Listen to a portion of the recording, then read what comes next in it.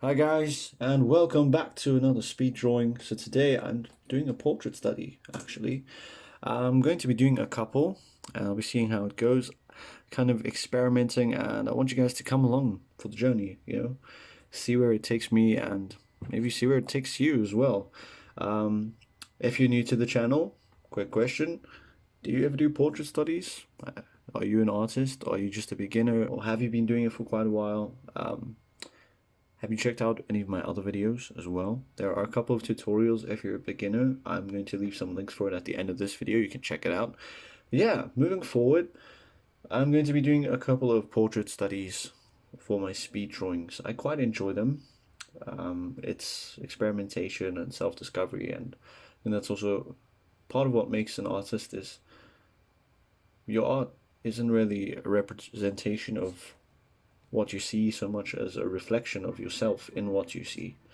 So I've been developing a bit of a style lately and trying to be minimalistic with the unnecessary details. You'll see in this drawing, if you've seen my pictures on Facebook, the links are in the description if you want to follow me on Facebook and see how my pictures are going there.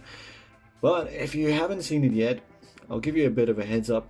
I leave the hair very smoky and undetailed, and you'll notice the only part of this portrait where I use a blending stump, so that gives you an idea that all the blurred area is hair. And that's kind of mapping. When you're drawing, the best way you can describe it in a sort of scientific way is you're choosing a certain amount of textures or values or different line qualities to describe an image. And good artists, especially with pencil, it's about being able to communicate that to your viewer. You have certain lines for borders and for extremities. I like to use different kinds of line quality for what I have organized in my hierarchy of importance. So I'll spend a lot of time and put in detail to things like eyes and noses and mouths, and I might use sharp shading for like line shading, like hatching for the face. But if I'm going to choose one type of body part to do in a certain way, I want it to be consistent, so that throughout the drawing you can understand, okay, that little bit of blurry stuff that's sticking out on the edge there, that's also hair, because only the hair is blurry. So it's very important to have consistency in your drawing. But otherwise, I also posted a few pictures of my art when I was really young on some of my pages. I'd be happy to let you check that out. It would be really cool if you could, go take a look at that. It's just kind of a show or a reminder that everyone starts somewhere, because I used to be pretty terrible at art. I mean, fair enough, I was 12, 13, 14 when I drew that stuff, but I've come a long way, and what I'm getting at is if you stick to it and you look back in a year or two, no matter where you are, you'll have made progress as long as you're consistent. A lot of people think you have to draw every day or you have to draw all the time to get good. And it's not so much about the quantity of practice, it's about the quality.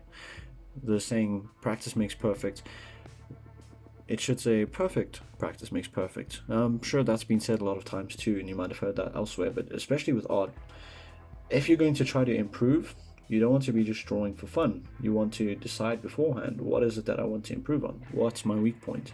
So I've been making a few videos recently on anatomy for different parts of the face, and I always try to keep it simple.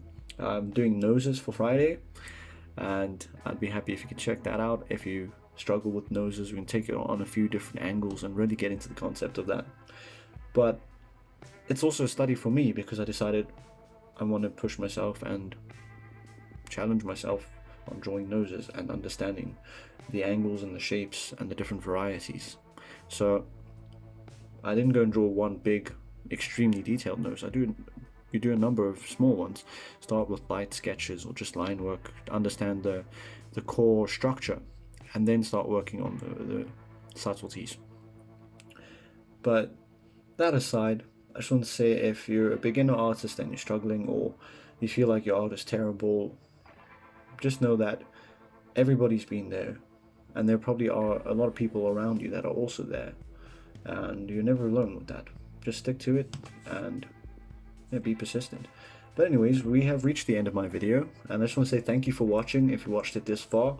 I'm going to leave some links. Be sure to subscribe if you haven't already, and leave a like below if you enjoyed the video. This is just the first portrait study in a number that I'll be doing, and we'll see how they go.